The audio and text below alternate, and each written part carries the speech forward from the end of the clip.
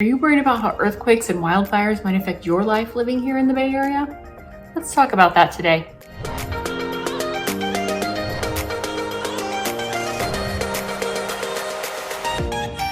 I'm Erin Anderson and I help people buy and sell homes right here in the San Francisco Bay Area. As you may already know, California has the second most earthquakes here in the United States, only behind Alaska. And the Bay Area has a lot of those earthquakes. Why does the Bay Area have so many earthquakes? It's because we have quite a few fault lines that run right through the Bay Area. There are actually 7 fault lines that run through the Bay Area, some of them more active than others. So let's go through them and talk about the history of each of them. Probably the most famous fault line here in the San Francisco Bay Area and maybe California is the San Andreas fault line. It's where the 1906 earthquake was and also the 1987 earthquake. This fault line is 750 miles long, and I've learned that the magnitude of earthquake is dependent on the length of the fault line. So that's why we see bigger earthquakes along the San Andreas.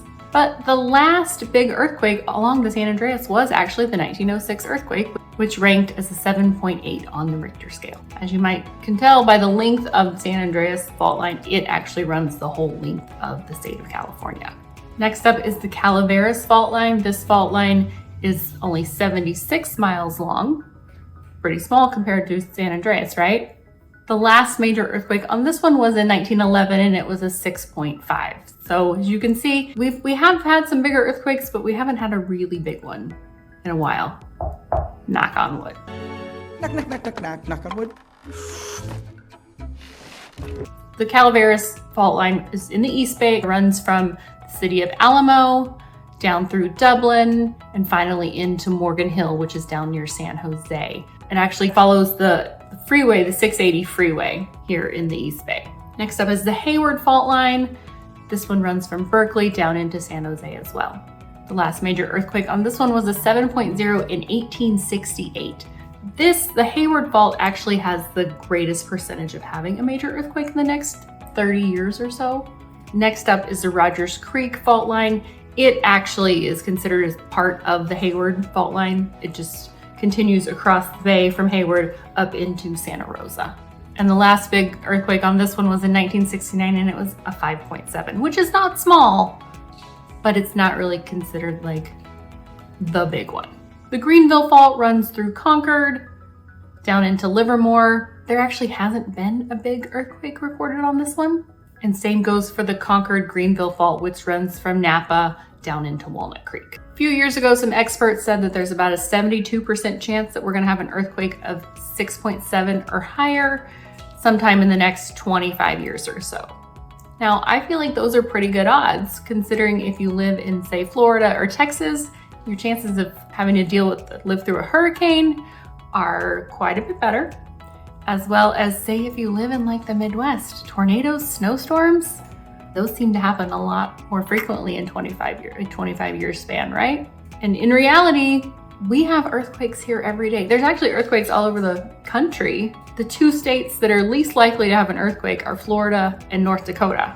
There are measurable earthquakes here every day, but we don't typically feel most of them. I have lived here in the Bay Area for a little over 30 years and I have memories of maybe a handful of earthquakes.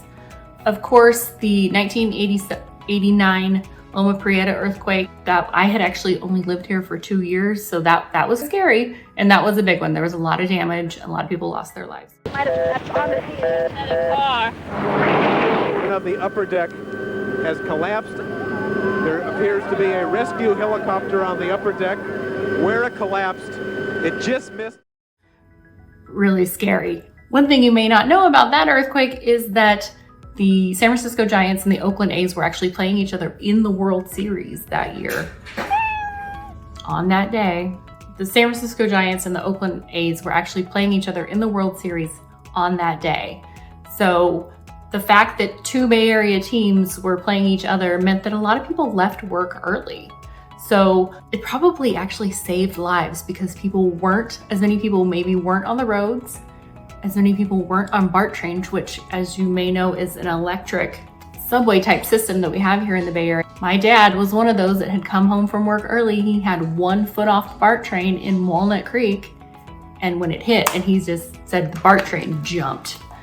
But that is the last really big one we've had here that affected much of the Bay Area.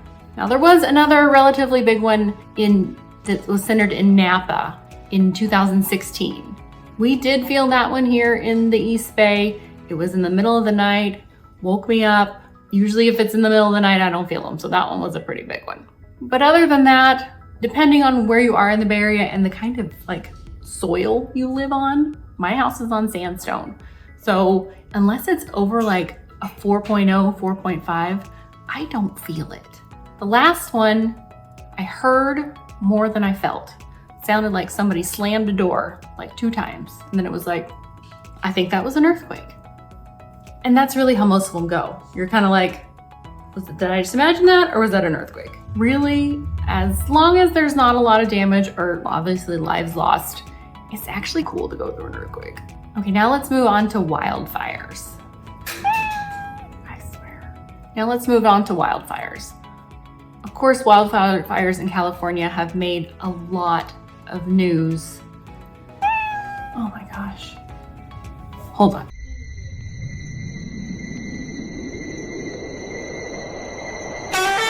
Sorry about that. Okay. Of course, wildfires in California have made a lot of news in the past few years, but none of those were in the Bay Area. Of course, we did have a big wildfire in 1991 in the Oakland and Berkeley Hills, which burned 1,500 acres and unfortunately killed 25 people. But most fires here in the Bay Area are grass fires, which, according to firefighters that I know, are pretty easy to put out. Not fun if it's close to your house, but not as big of a threat.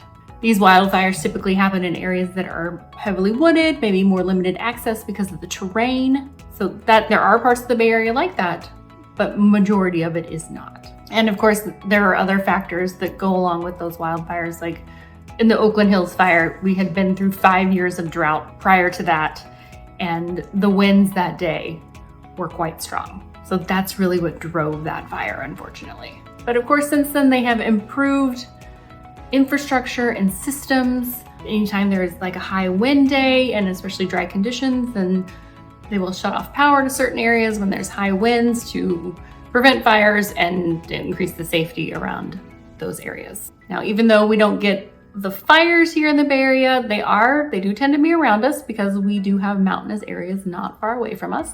And so we are affected by the smoke quite a bit. On the East Coast or in the Midwest, the kids get snow days in the winter. Around late summer, fall, our kids can get smoke days where the air quality is so bad that they don't want them to come into school because they would just have to stay inside all day. The worst day I can remember so far was on September 9th, 2020. Quite the year anyway, and this was just another what the heck day. We woke up to orange skies all over the Bay Area. Just orange. So weird, it was like we were on Mars that day. And of course with those comes ash, gets all over everything, but in the grand scheme of things, it's uncomfortable for us and good inconvenience, but it's also a good reminder that there are people not too far away from us that are losing everything. So we have to be grateful that we are not in their shoes and that we can probably be here to help them. So that's what I've got. Oh my God, I swear every time I start talking, they start fighting. So that's my information on earthquakes and wildfires. If you have any other questions, please feel free to put them in the comments below.